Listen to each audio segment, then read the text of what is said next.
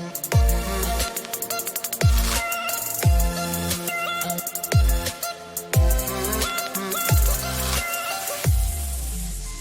les traces de son Excellence, Monsieur le ministre Téné Birahima Ouattara dans la région du Tchologo, nous démarrons bien naturellement par la ville, la prestigieuse ville de Kong. Nous sommes aujourd'hui en 2021 et je suis à Kong, sur le site de la toute première mosquée de la ville. Parce que, à ce qui se raconte, la grande mosquée aujourd'hui qui est pratiquée n'est pas la première mosquée de la ville. Voici la première mosquée de Kong. Elle s'appelle la mosquée de Baroula. Alors, les deux mosquées, effectivement, vous venez de poser une question qui va soulever, qui va permettre de lever des équivoques. On a tendance à dire, je vais visiter la mosquée de Samori. Et quand ils arrivent ici, ils voient qu'il y en a deux et on pose la question, mais laquelle des deux est la mosquée de Samori? Il dit aucune des deux. Ces deux mosquées sont plus âgées de 300 ans, le père de Samori. Donc on ne peut pas imaginer que Samori, la mosquée ne fut avant d'être né. Voilà. La petite mosquée que vous voyez ici, c'est la mosquée qui a été construite par celui qui est couché là. On voit derrière nous, il y a une tombe. C'était l'imam Baro, le premier imam qui a régné pendant 40 ans. C'est lui qui a construit cette mosquée, mais c'est une mosquée, dans le temps, une mosquée familiale. Il y a 3 rangées. La première rangée, c'était ses frères et ses enfants. La deuxième rangée, ses serviteurs. Et la troisième rangée, les femmes de ceux que je viens de citer plus haut. Donc cette mosquée, vous voyez, l'architecture est identique à celle de la grande mosquée. C'est en collaboration avec nos frères. Parce que vous savez, comme les Baros ont combattu avec les Ouattara. Donc quand ils vont en campagne, il faut bien que l'islam continue. Donc les Baros confiaient le rôle, la gestion de l'islam au Konaté. Donc ils sont devenus pratiquement des partenaires des Baros. Et en collaboration avec les Konaté et sous l'égide des Ouattara, l'imam Baro et le Konaté, avec la population, ont construit la grande mosquée qui servait maintenant de mosquée de grandes prières, notamment les prières du vendredi. Ça, c'est pour les prières canoniques, les 5 prières. Ce n'était pas encore la prière du vendredi. Donc, entre les deux mosquées, c'est environ une quinzaine d'années. Kong, en 1710, connaît son apogée sous le règne de Sékou Ouattara Oumar, qui vient et qui fait de Kong un royaume prospère. Quelques années plus tard, c'est-à-dire un siècle plus tard, Samori Touré débarque et assiège cette ville. Mais Kong ne perd pas pour autant son charme. Kong arrive à se relever. Alors, étant déjà une société bien organisée avec l'empereur Sékou Ouattara, qui avait lui en son temps mis ses enfants dans tous les entrées de la ville de Kong. Lui-même étant résident à Kong ici, il gérait maintenant la fonction de préfet. Donc ses enfants lui rendaient compte au fur et à mesure. Bien sachant bien qu'on entendait déjà parler de Samori Touré, qui tournait déjà dans la zone de Labakala. Donc l'armée de Kong était déjà organisée pour vraiment attendre l'arrivée de Samori. Mais tout dit fait est bon. Malheureusement, il est venu, il a tous les vainqueurs, il a détruit, il a fait ce qu'il allait faire, il est parti. Donc, tous les gens de Kong là, chacun s'est dirigé où bon le semble. D'autres sont rentrés au Ghana, d'autres sont rentrés au Burkina, d'autres sont partis au Mali. Chacun est parti comme il veut. C'est pourquoi aujourd'hui, vous trouvez des Congolais un peu partout. La ville de Kong a subi 2 injustices majeures. La première en 1897, lorsque l'Almami Samori Touré envahit la ville et la détruit.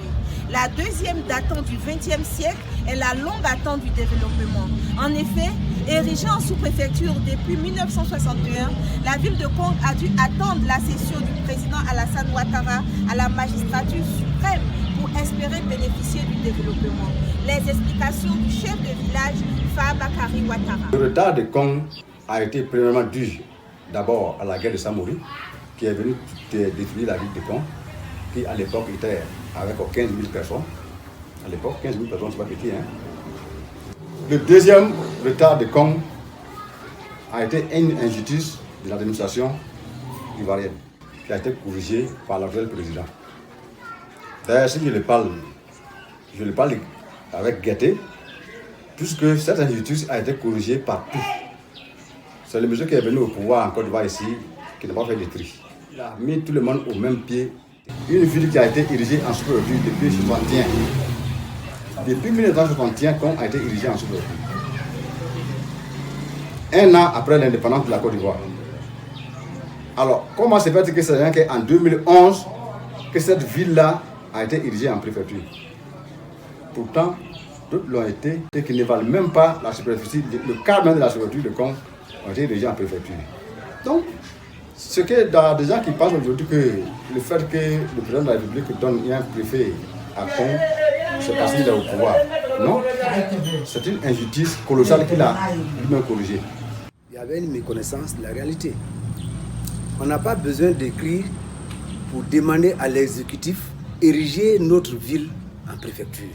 Je crois qu'il y a des critères de sélection, des critères de choix, critères qui amènent à créer, à passer d'une préfecture à une préfecture qu'on est resté dans son état premier depuis, alors qu'il méritait mieux.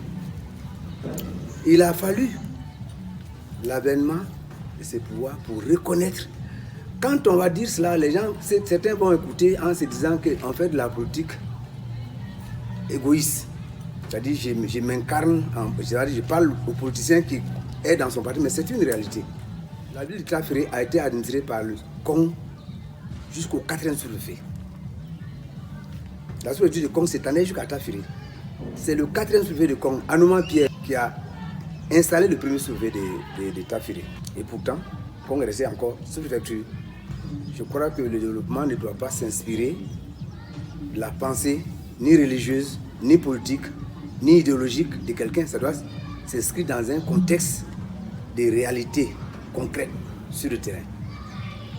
Comme aujourd'hui que vous voyez, a commencé à renaître. Ça a été prédit que 100 ans après la guerre de Samori, Kong allait renaître. Et d'ailleurs, ce qui a suscité à l'époque le grand frère du actuel président Gaoussou Ouattara, qui était à l'époque le député maire de Kong, a motivé à faire le centenaire de Kong. Et toute la Côte d'Ivoire en a parlé. Aujourd'hui, quand on parle de Kong en Côte d'Ivoire, on sait aujourd'hui où c'est toujours Kong. Mais à un moment donné en Côte d'Ivoire, quand tu partais à Abidjan, tu dis que tu venais de Kong là, on dit Kong c'est où? Bien sans dire que Kong existait sur la carte de la Côte d'Ivoire. On te demandait Kong c'était où? Pour venir à Kong, d'Abidjan à Kong c'était un calvaire. Quitter à Kong pour aller à Ferke, c'était un calvaire. Kong Ferke là, non mais j'ai parcouru ça avec le chef de canton, après j'ai refusé. C'était vraiment le parcours du combattant. Donc aujourd'hui, on peut dire Dieu merci au président de la République qui est aujourd'hui Alassane Ouattara.